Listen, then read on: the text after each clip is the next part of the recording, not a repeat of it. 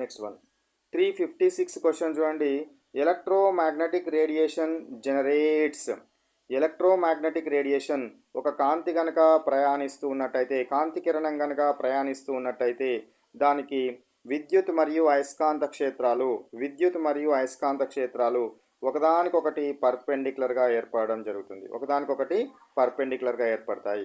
ఒకవేళ కనుక కాంతి ప్రయాణించే మార్గం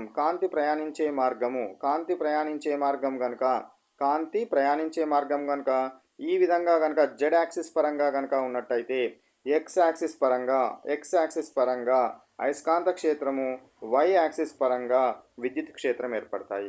అంటే కాంతి ప్రయాణించే మార్గానికి లంబంగా పర్పెండిక్యులర్గా అయస్కాంత క్షేత్రము మరియు విద్యుత్ క్షేత్రాలు ఏర్పడతాయి. So path of electromagnetic radiation perpendicular to magnetic field is perpendicular to electric field. So ఇవన్నీ కూడా ఒకదానికొకటి పర్పెండిక్యులర్గా ఉంటాయి. నెక్స్ట్ క్వశ్చన్ 357 క్వశ్చన్ చూడండి. Which of the following is wrong? Electromagnetic waves cause magnetic and electric, ఇది అండ్ కావచ్చు, magnetic and electric fields. Electromagnetic waves వెళ్తున్నట్టయితే magnetic field వస్తుంది, ఎలక్ట్రిక్ ఫీల్డ్ వస్తుంది, కాబట్టి కరెక్టే. Light is not propagated in vacuum. Light అనేది వ్యాక్యూమ్లో ప్రయాణించకపోతే మన కాంతే రావద్దు సూర్యుని నుంచి, కాబట్టి ఇది wrong option. Electric and magnetic fields are perpendicular to each other. Yes, electric field is perpendicular to magnetic field. These two are perpendicular to path of the light.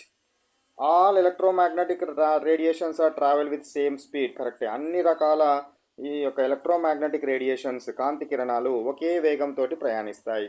కాబట్టి ఏంటిది, శూన్యంలో ప్రయాణించవు అనేది రాంగ్. ధ్వని ప్రయాణించదు, కాంతి మాత్రం ప్రయాణిస్తుంది. 358 క్వశ్చన్ చూడండి. The maximum number of electrons that can be accommodated in L shell. L is equal to అంటే K L M N. K అంటే 1, L అంటే 2, M అంటే 3, N అంటే 4. L shell అంటే L is equal to 2 అంటే అందులో ఉండే ఏంటి ఎలక్ట్రాన్స్ అడిగినాడు. ఎలక్ట్రాన్ల యొక్క సంఖ్య N is equal to కనుక 2 అయినట్టయితే అందులో ఉండే ఎలక్ట్రాన్ల యొక్క సంఖ్య 2n² సమానము. అంటే 2 × 2 స్క్వేర్. సో 2 × 4, 2 × 4, 2 × 8. ఎన్ని ఉంటాయి? 8 ఎలక్ట్రాన్స్ ఉంటాయి. నెక్స్ట్ 359 క్వశ్చన్ చూడండి. If L is equal to 1 for an atom, then the number of orbitals. L is equal to 1 కనుక అయినట్టయితే ఆర్బిటాల్స్ యొక్క సంఖ్య, L వాల్యూ కనుక తెలిస్తే ఆర్బిటాల్స్ యొక్క సంఖ్య 2l + 1, ఎలక్ట్రాన్స్ యొక్క సంఖ్య 2 × 2l + 1. సో నీకు ఏం అడిగిండు? ఆర్బిటాల్స్ అడిగినాడు కాబట్టి 2 × 1 + 1 అంటే 2 × 1 = 2 + 1 3. కాబట్టి ఎన్ని ఉంటుంది? మనకు 3 ఉండడం జరుగుతుంది. 360 క్వశ్చన్ చూడండి. The quantum number which explains about size and energy of orbit or shall is. So N, L, M, S. N ఏం చెప్తుంది? ఒక కర్పరం యొక్క పరిమాణాన్ని మరియు శక్తిని చెప్తుంది. సైజ్ మరియు ఎనర్జీని చెప్పడం జరుగుతుంది.